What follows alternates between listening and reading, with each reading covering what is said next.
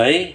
यो जो आशाको कुरा छ है, एउटा जीवित आशाको कुरा छ, एउटा ठोस कुराको आशाको कुरा छ है।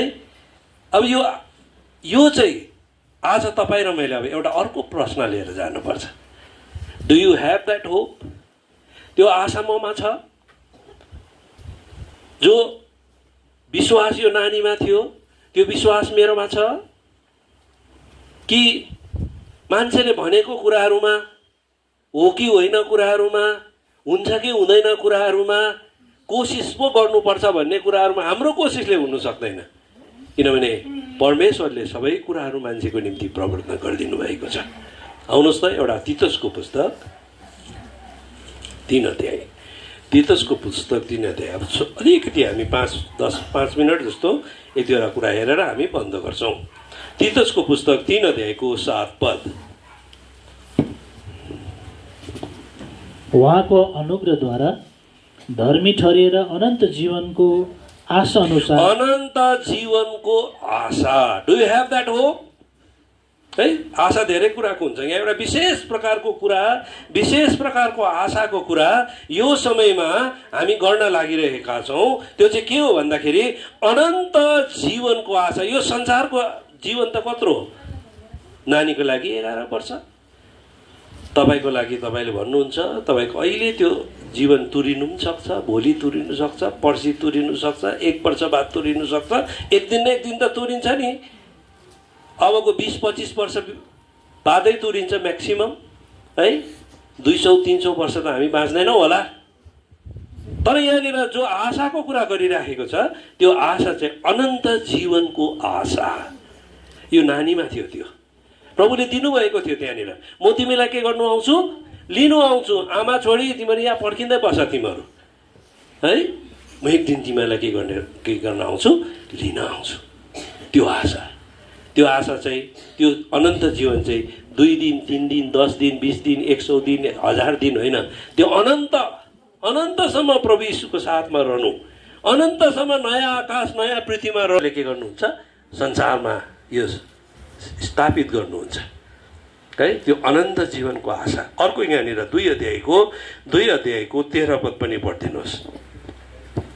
र त्यस धन्य आशाको अनि हाम्रा महान परमेश्वर र मुक्तिदाता येशू ख्रीष्टको महिमापूर्ण आगमनको बाटो त्यो धन्य आशा। हामी त्यो दिनको प्रतीक्षामा छौँ। एक दिन प्रभु आउनुहुन्छ लिनु।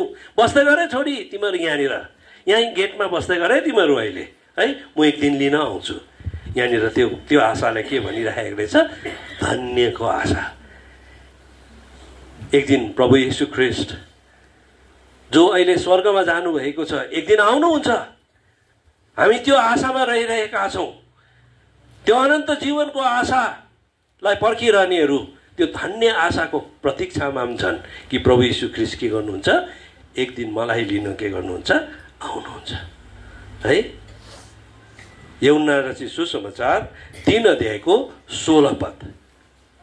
यहाँनिर एउटा कुरा गरिएको छ। त्यो कुरा गरिवरी हामी बन्द गर्छौँ। यो अनन्त जीवनको लागि एउटा परमेश्वरले एउटा बाटो राखिदिनु भएको छ, जसको प्रबन्ध उहाँले नै गरिदिनु भएको छ है। यो अनन्त जीवनको आशा चाहिँ त्यसै हुँदैन। परमेश्वरले त्यो मान्छेको जीवनमा सुरु गरेको हुनुपर्छ। अनि किनभने परमेश्वरले संसारलाई यस्तो प्रेम गर्नुभयो परमेश्वरले कि उहाँले आफ्नो एकमात्र जन्माएको पुत्रलाई दिनुभयो। उहाँले आफ्नो एकमात्र जन्माएको पुत्र प्रभु येशू ख्रीष्टलाई दिनुभयो।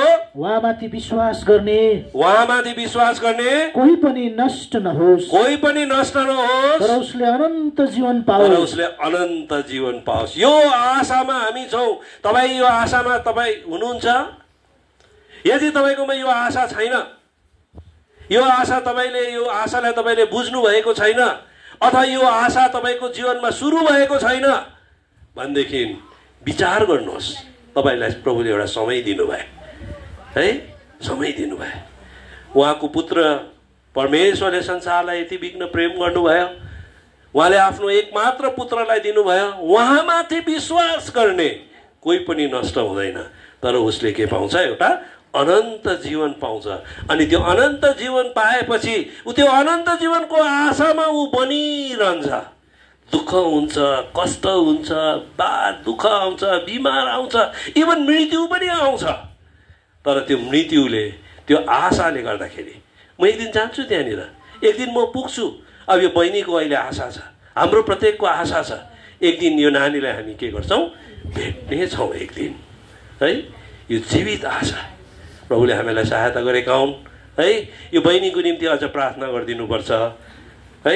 जुन विश्वास उहाँको जीवनमा छ, जो उहाँकोमा इच्छा छ, है, अब प्रभुमा बनिने, है। यति संसारमा कस्तो भइसकेको, विभिन्न प्रकारको लतमा डुबिसकेको, है। अब अहिले के भन्नु, है, यस्तो भइसकेको, होइन। इभन उहाँले मलाई भन्नुभयो, म त्यो मात्रै होइन, म त ड्रिङ्क पनि गर्न थालिसकेको, यति दुष्ट भइसकेको थिएँ म, परिवारको निम्ति एउटा दुःखको कारण म बनेको थिएँ, मण्डली त म जाँदिनँ, यसलाई त खुट्टै टेक्दिनँ भन्ने मान्छेलाई परमेश्वरले के गर्नुभयो, ती कठोर मान्छेलाई एउटा परमेश्वरले अनुग्रह, परमेश्वरको प्रशस्त भएको खण्डमा, है। अनि यो कुरालाई बुझ्न पनि दिनुभयो, नानीले पनि बुझ्न सक्यो, अनि नानी खुसीको साथमा प्रभु कहाँ गयो।